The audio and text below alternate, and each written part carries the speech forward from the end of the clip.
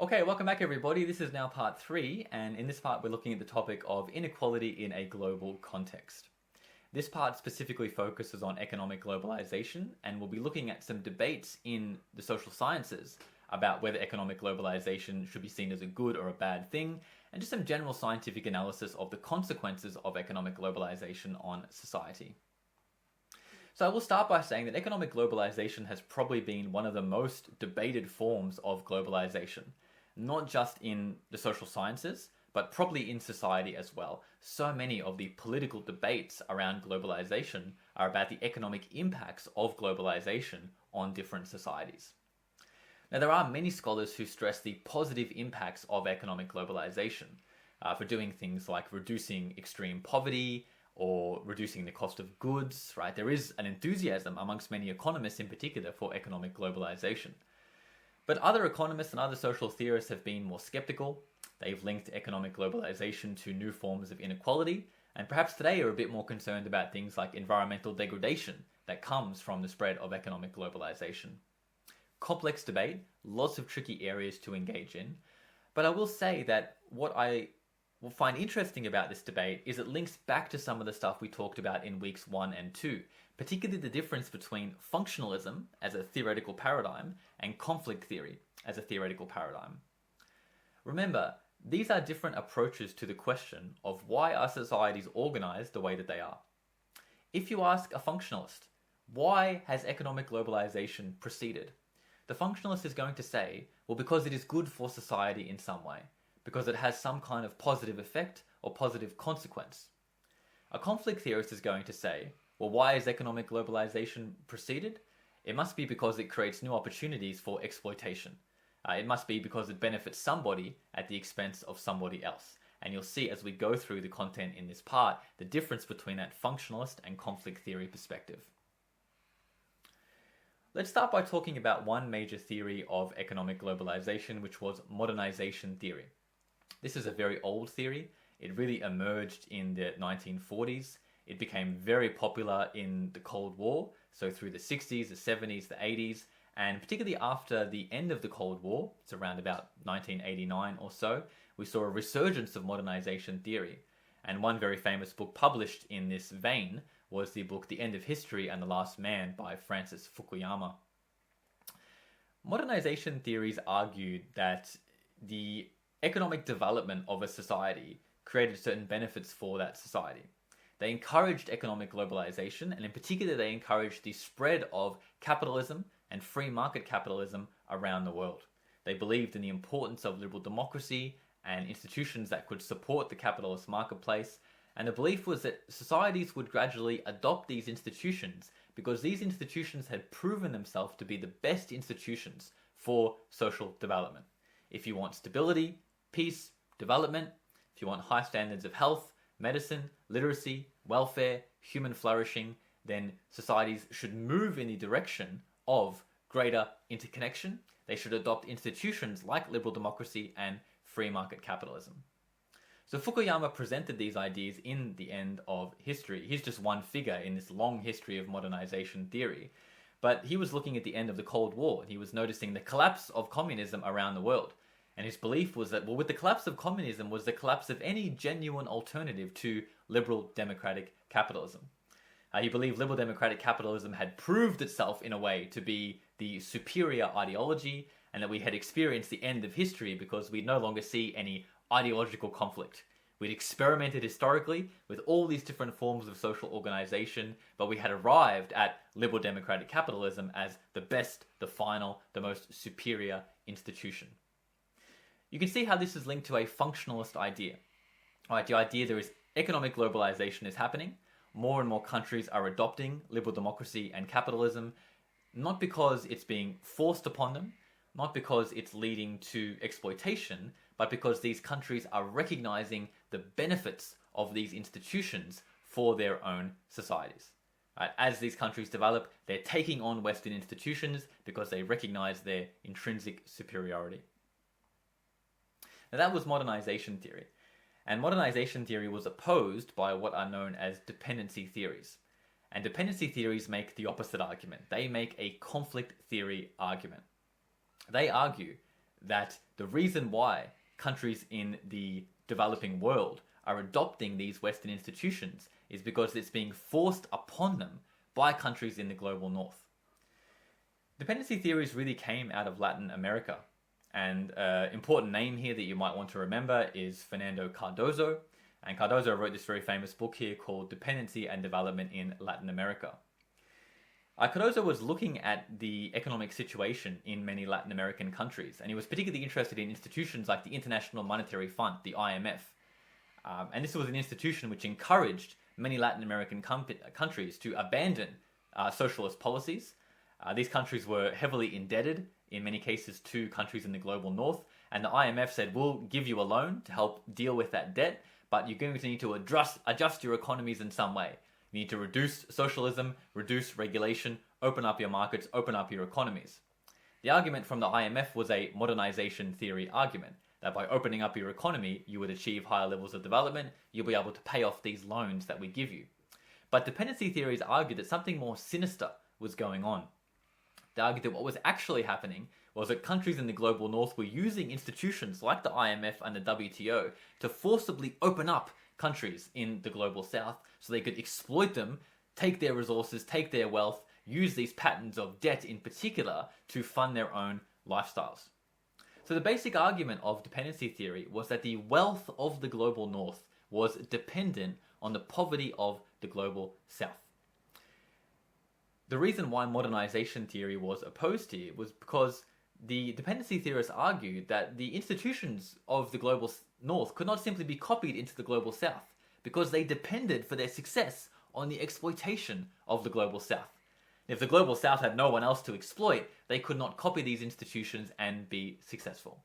Again, you can see a conflict theory perspective here. The reason why economic globalization was happening for dependency theories was because it created new opportunities for one group to reinforce their power over another. I want to talk here about a very similar theory, and this is world systems theory. Very, very similar to dependency theory, developing around the same time.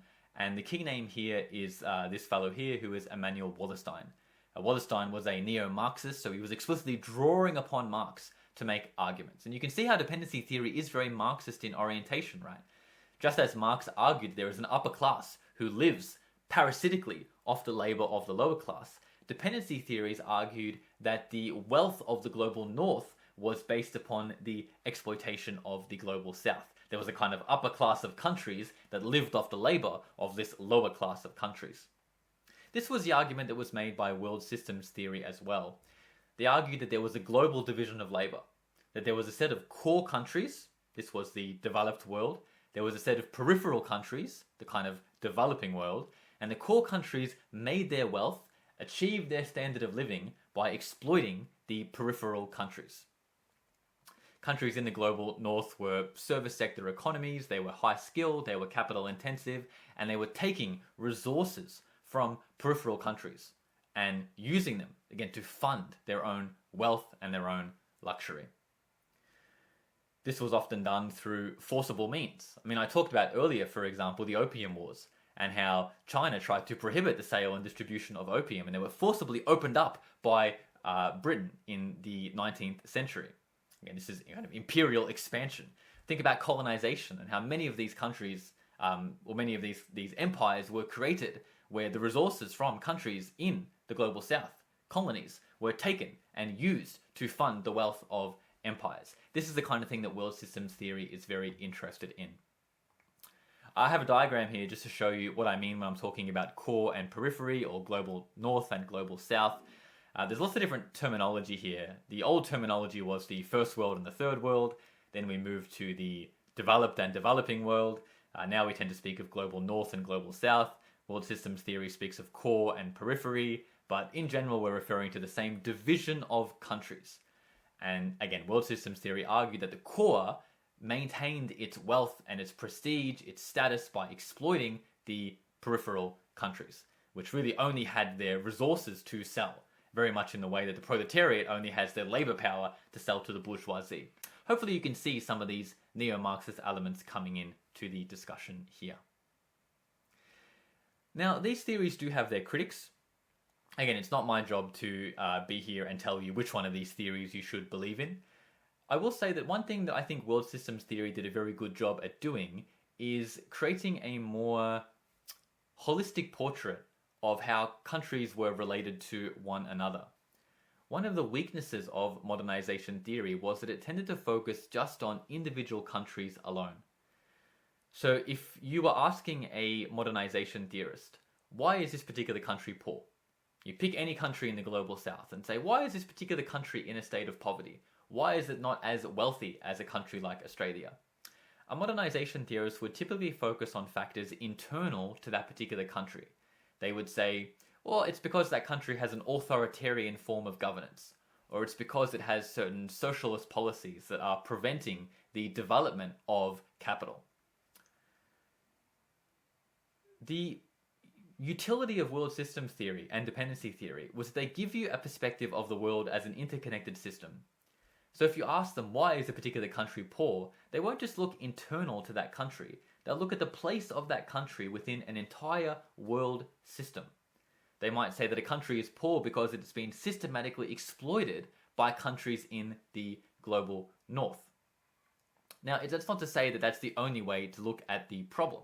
Right? There are internal factors within countries that do prevent them from developing.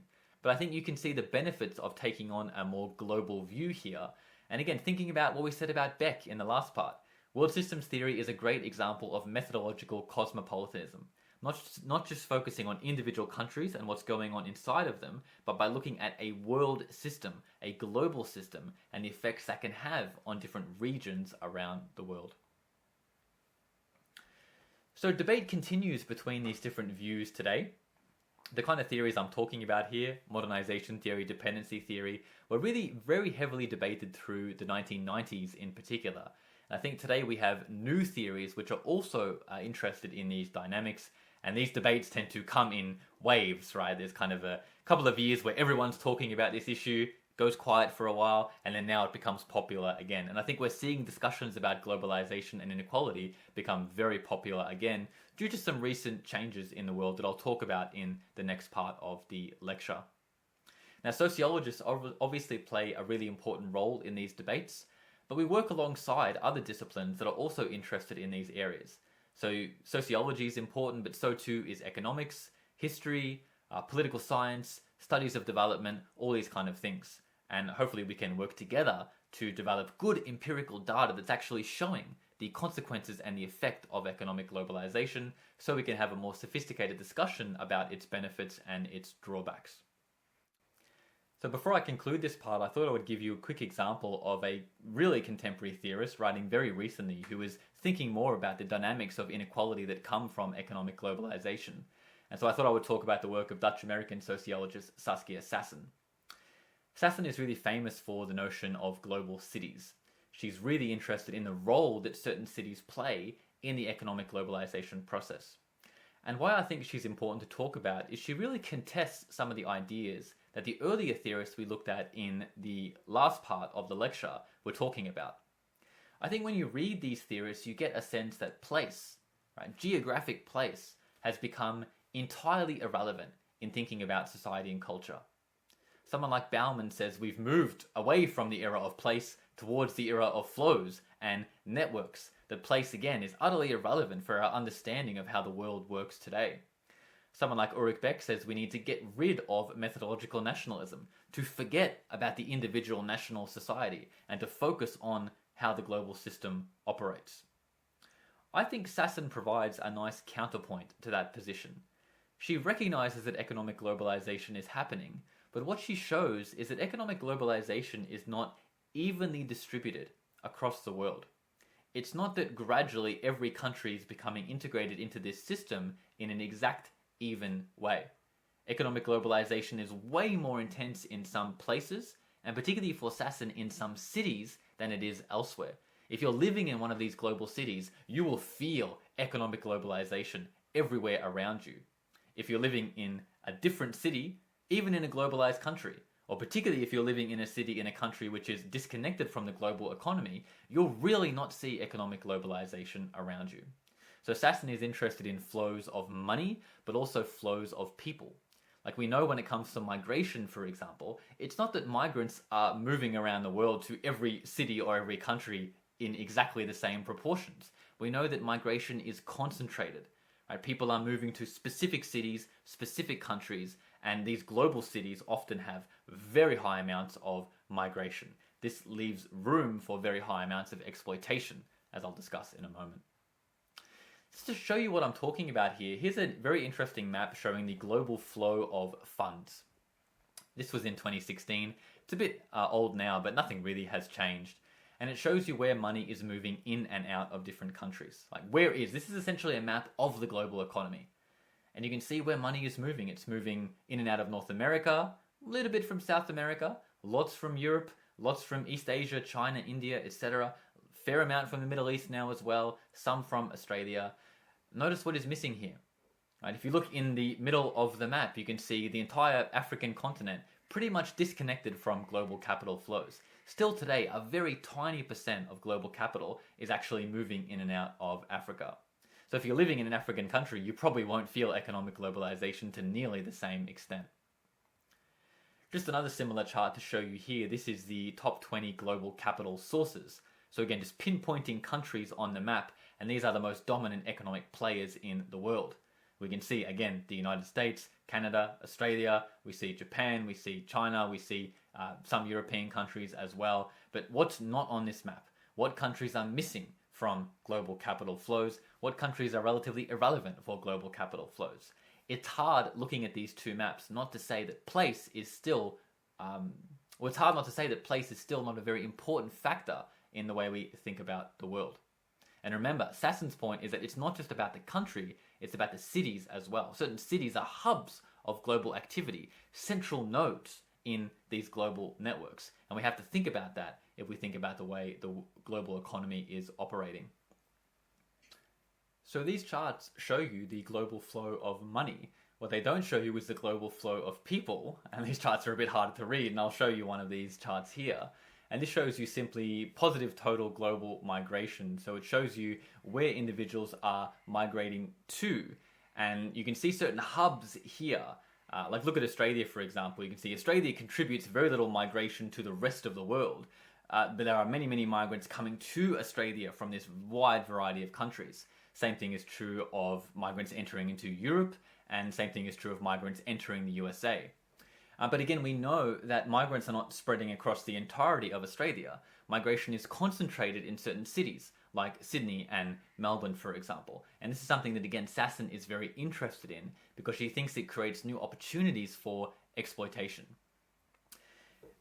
Sassen makes a very interesting argument when she talks about the migrant classes in many of these global cities, and her argument draws on dependency theory. What she's arguing is that the professionalization of the global north, right, the transition in these global cities to a more service sector economy is actually dependent on an entire exploited class of immigrant workers. These might be workers who are producing things, building things.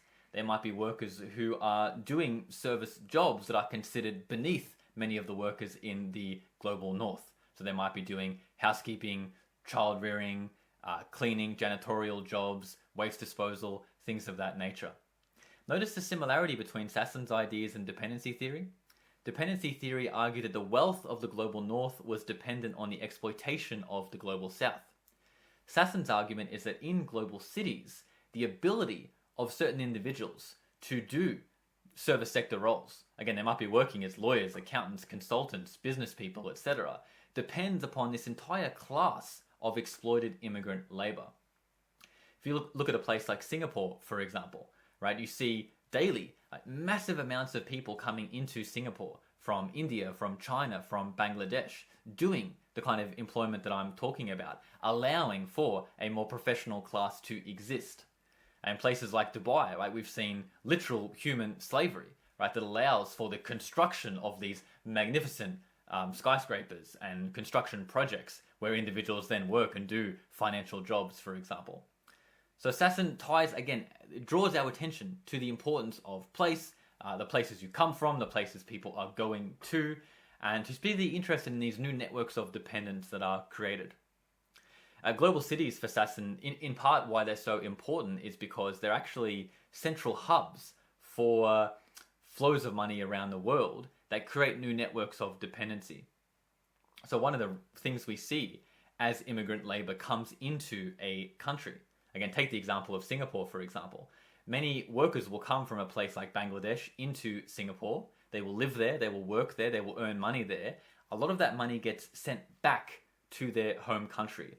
And we call these things remittances, right? Remittances are funds sent back from an immigrant in one country back to their home country.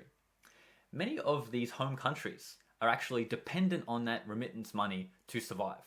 Not only the people in these countries are dependent on that money coming from their relatives or friends and such overseas, but these countries themselves, their entire economies are dependent on remittances. These countries often have very high levels of debt to countries in the global north, and without these remittances, these countries would not be able to service those debts. So Sasson calls these networks of remittances survival circuits. And they're often, again, very feminized survival circuits because a lot of these immigrant laborers are women doing very traditional feminized occupations like child rearing or housekeeping, for example. They allow these women to survive. They allow families back in the home countries to survive as they obtain money in that way. They also allow these countries to survive in a very cutthroat, competitive global system.